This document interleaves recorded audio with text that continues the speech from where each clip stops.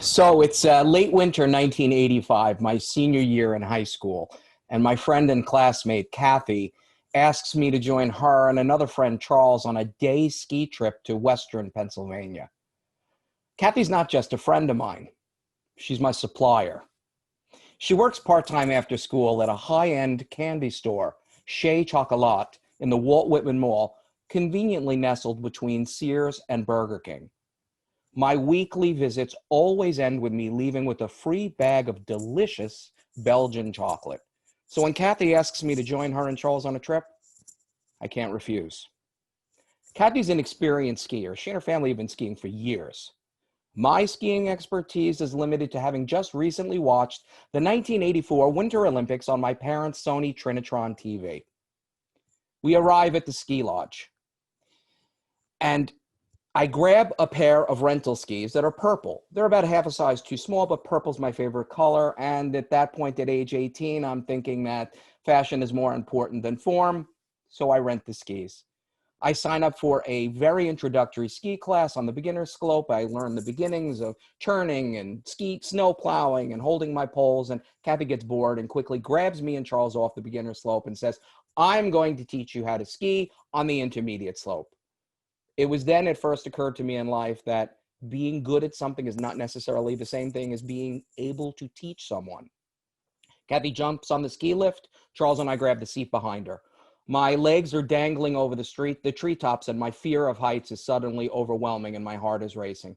Charles leans over to me and says something in my ear like, "I think Kathy's got a crush on one of us. She may be interested. I don't know. Maybe she's interested in me. Maybe she's interested in you. I don't know, but I'm looking forward to finding out." My fear of heights is suddenly overpowered by the realization that maybe Kathy is interested in me.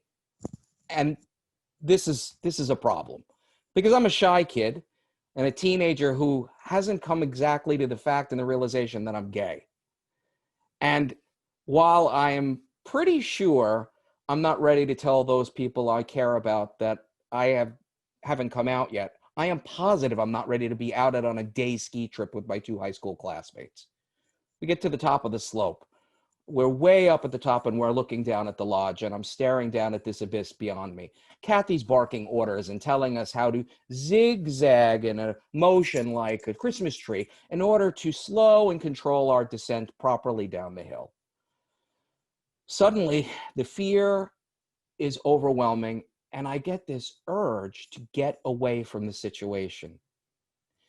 I think back to the Winter Olympics. I pull up the collar from my Le Tigre polo shirt. I apply a thick layer of chapstick. I turn to Charles and Kathy, and like the Winter Olympics I had seen just a year earlier, I say, "See you at the bottom of the hill." I tuck and I push off down the hill. Racing down the hill at speeds I had not considered attainable, I realize that I have absolutely no idea how to steer or control my descent. The screaming in my ears is overwhelmed by the sense of laughter that's coming out of my own mouth as Kathy is zigzagging down the hill behind me, screaming, "You're going to break your neck." I suddenly come to the realization that I have absolutely no idea how I'm going to stop as I'm getting to the bottom of the hill. And I think back to the professionals a few months earlier, and I decide I'm going to slice into the hill and do a gracious stop. Except instead of looking more like a professional skier, I look a little bit more like a figure skater, and I do a complete 180, and I end up backwards on my skis. Now, I know they say time slows down when something is happening, but seconds felt like minutes as I skied backwards, watching Kathy coming down, following me, screaming, and I fall flat on my back. And I'm thinking back to the ski instructor saying, properly fitted skis should fall off in the event of a fall, preventing major injury. Well, my skis were not properly fitted and are properly frozen to my feet. I continue to slide down. I finally come to a screeching halt. I stand up and check myself to see I'm relatively undamaged other than my pride and my ego.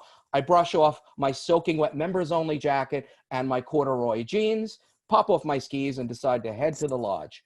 Kathy eventually catches up. She comes up next to me, punches me hard in the arm, and says, "You're an idiot."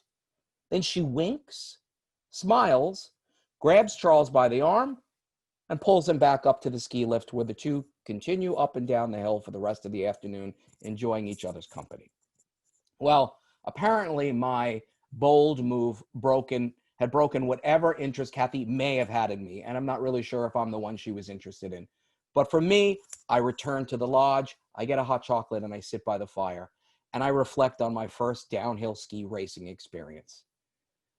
I think back to a few weeks ago in health class where one of my classmates asked my health teacher, "Do you think there are any gay students in this high school?" And my teacher says, "There are over 2,000 students in this building. Not only am I certain there are gay students, there may even be in this class." I remember my face turning so red.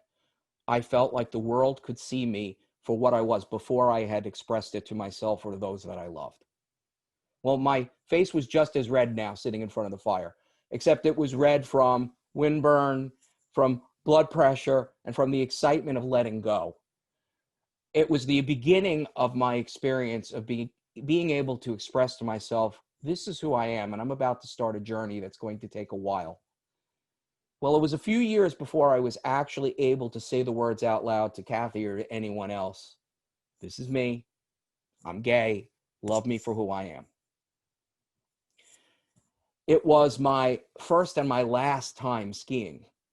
And it was my first and my last time on a date with a member of the fairer sex. And while I continued my journey to freedom, for the rest of senior year, Kathy stayed my friend. She also continued to be my supplier.